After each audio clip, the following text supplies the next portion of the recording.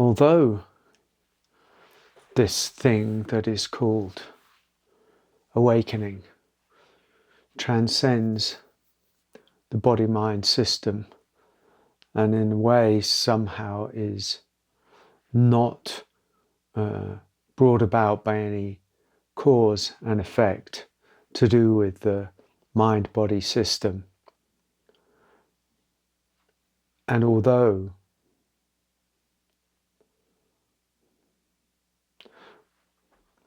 the mind-body system of course still exists after this supposed awakening, still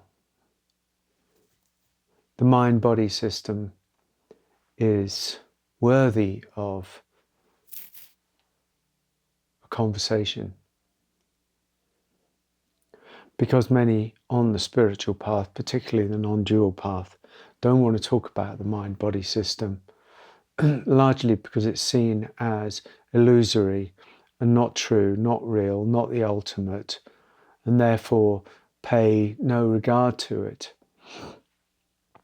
And this may be useful in some capacity to see that I am not the body, to see I am not the mind, to see I am not the emotion, and that no amount of attending to mind, body, emotion will lead me to the sacred door of enlightenment or awakening. And so therefore many of the maybe more extreme or radical non-dualists, for instance, would say, so therefore there is no need or worth in fixating or attending to or paying any attention to the mind-body system. And there's a truth in that, but there's also a real problem in it. And the problem is patently obvious in so many ways, that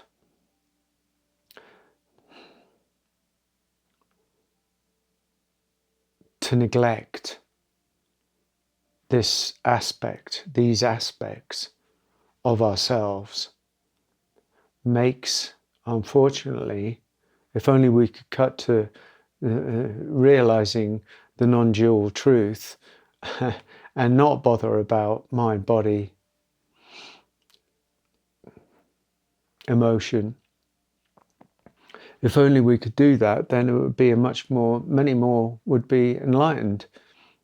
And the trouble with it is that realization just gets stuck on the level of philosophy or mental realization or, clearer thinking or any of that, which has some benefit, of course, has some worth. I'm not denying that. But until something has happened with the mind, body, emotion system that it is also included in the realization, in the awakening, in the light of being, unless the light filters all the way in to those areas of our lives, then awakening is tends to be a dry thing. And so in this conversation, at least, there's a place to talk about mind, body. There's a place to talk about emotion. There's a place to realize that although they don't lead to necessarily, because, nothing to do with a spiritual journey in many ways is cause and effect, certainly not guaranteed cause and effect, still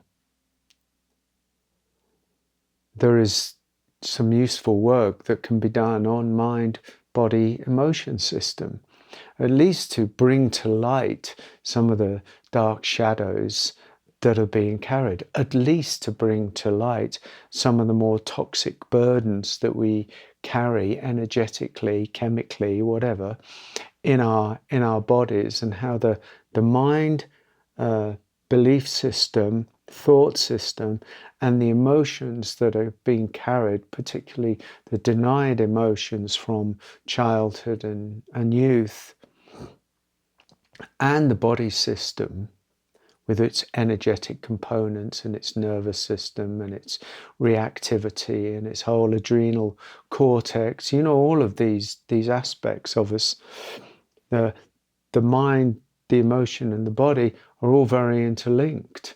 They're all part of the same integrated whole, and that creates a density.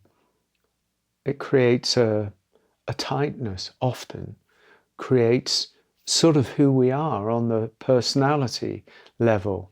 It creates somewhat of the way we move around in the world.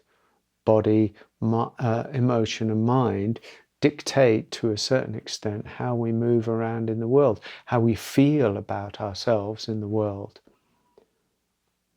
It's the, if you go deeper into all of this, and it's always worth looking into Ayurveda in that way, because it does show links, it does show some tendencies that we have. Some of us are more prone to heat. Some of us are more prone to cold and wind and stress and anxiety and fear.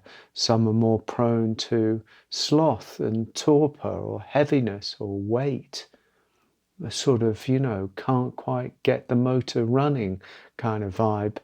And some are, as I said, some are more prone to the hot emotions of anger and the sort of volcanic feelings down below. So in Ayurveda, it would be the Vata dosha that we carry, the Vata energy, the Vata tendency for some people would be the one that is prone to chill, cold, anxiety, stress, fear, imbalance, flighty ideas, can't quite get hold of anything, moves around erratically from idea to idea or bit to bit, can't really settle into the ground of being. That's the trouble with the Vata. Very bright, very tendency to ungroundedness. And this would manifest in the body system, the emotion system, and the mind system. In the Pitta dosha of Ayurveda, it would be a tendency to heat, tendency to frustration, tendency to tightness, tendency to anger, tendency to kind of wanting to get on, very, very motivated, but also very, very frustrated, and carries a deep either non-expressed heat, or else this, like I said, a simmering volcano.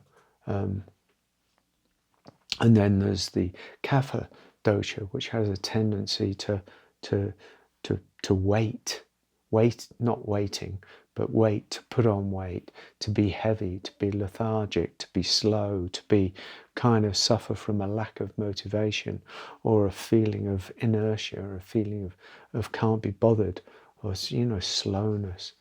And all of these aspects we are. So what we'd find is that we're a mix of doshas. So the Vata and Pitta is the predominant one in varying degrees. So we have these aspects of ourselves that filter into our lives. Mind-body system. To pay attention to the mind-body system is not to be fixated on the self. It's actually to pay attention to and start loving the self.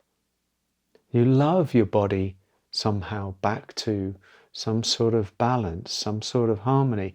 You see, if there's no harmony in the mind, body, emotion system, then it's very much more difficult to open the door to any possibility of transcending the human experience or deepening into an awakening. Just to pay attention to, because by and by, that paying attention to draws us into a kind of deeper relationship with our mind, body, emotion system. Start to see how the body and the emotion are the same. They carry the same things. They carry the same issues. They just carry them in different ways. Emotion carries it emotionally. Mind carries it mentally. Body carries it bodily. I know this sounds obvious, but it's not, because people are out of touch. Out of touch with the body, out of touch with the emotion, which is too fearful to go towards, and run ragged by overthinking. So many people, Vata, Pitta and Kapha, anybody, doesn't matter what modality we're talking about. People have a tendency to overthinking, have a tendency to over-feeling, to over-emotionality. And then there's a preoccupation with the body. So we need to kind of get with the program, and not just dismiss the mind-body system as not important. It is important. It's important prior to so-called awakening and after so-called awakening. Because when the temple, I've talked about this so many times, if the temple of the body, mind, emotion system has more space in it, has more openness in it, has more harmony in it, then the awakening light can filter in much more easily and much more harmoniously, much more gracefully, because there's not this tightness of the human experience. My God, we're all so tight. Identified and tight. Me and my body, me and my emotion, me and my mind, my thoughts. Tyrannized by mind, body, emotion system. Got to loosen that up. Find ways of loosening it up. Intervening. Loosen up the body. And I guarantee if you start loosening up the body, you're going to start loosening up the emotion. If you start loosening up the emotion, you start loosening up the body. If you start loosening up the mind, all of that other stuff happens. Mind, body, emotion are all one system, not these separate things. And they all play a part in our human experience. You can't bypass our human experience just because we're seeking enlightenment or awakening. The time is now for a harmony of a kind of awakened living that includes the human experience. It isn't divorced from it. The human experience is beautiful. It's just troublesome. And we make that troublesome somehow. We try and keep that troublesomeness away. But that just causes an increase in suffering. And we have to turn around and learn to embrace, go with and flow and allow our human experience, even as the pain comes, even as we face our impermanence or the issues of the body. That with the body, it's a wiser move to embrace the issues of the body than to deny the issues of the body. To deny the issues of the body, emotion, mind system, for instance, only pushes them further away, and then they come around later on in some other disguise or with an increased intensity. I have noticed that, things don't really go away, just in some ways. If they've got some emotional weight in them, they want to come around because they want to come home to the love that we are. And we would do well to kind of open our arms and welcome in those parts of us, the body part, the emotion part, and the mind part. So don't turn the back on the mind, body, emotion system.